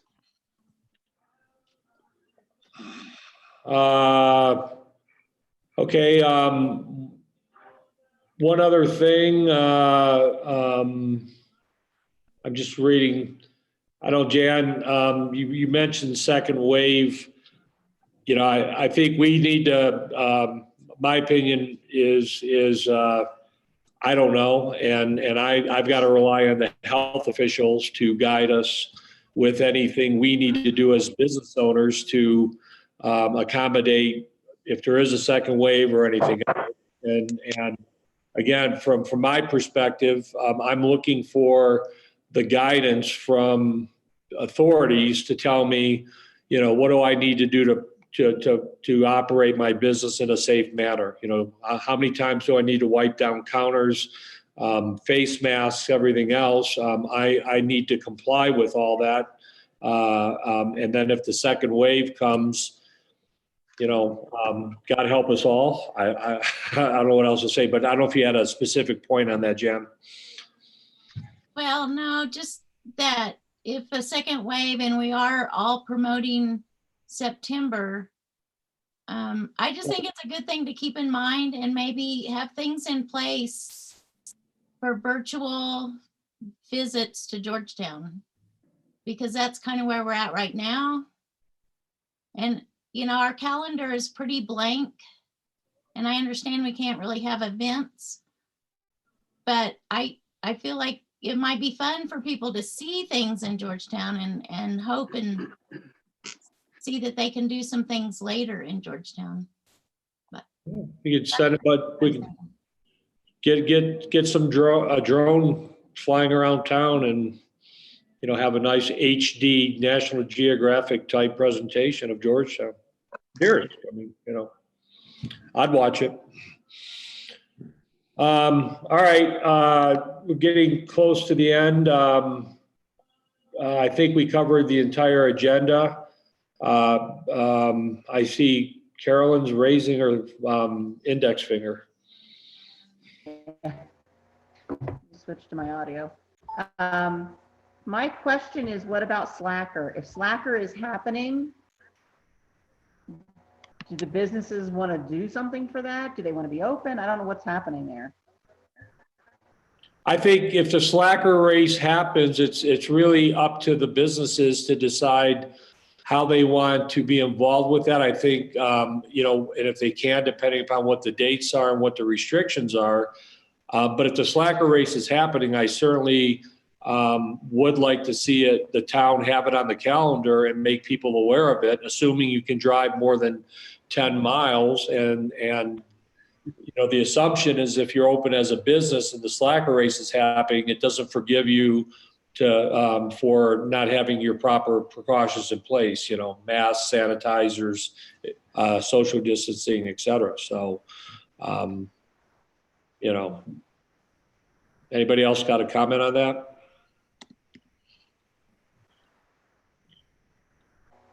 Okay, well, we have, obviously, Carolyn and everybody, we have to keep chasing this stuff down and it's going to keep changing. So, you know, I'm available to be pulled in as necessary if things happen in between now and the next meeting too. So, all right, do we want to approve last meeting's minutes?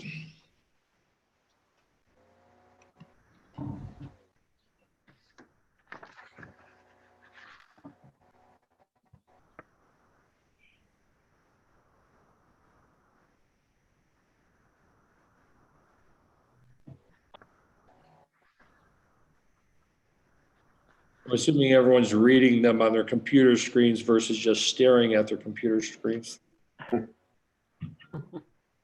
I could try to pull it up if you guys need me to, or do you guys have them? Yeah, I printed all my material out here. Okay.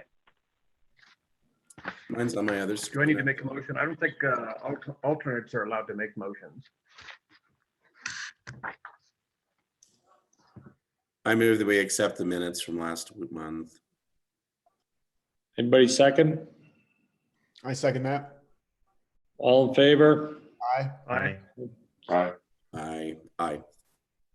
Okay, wow.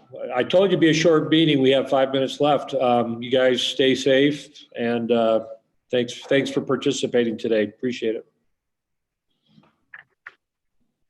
Thanks, Steve. Thanks, everyone. Thank Thanks, you. everyone. Thank you. Y'all take care. Have a good day. Thank you. Oh, you know,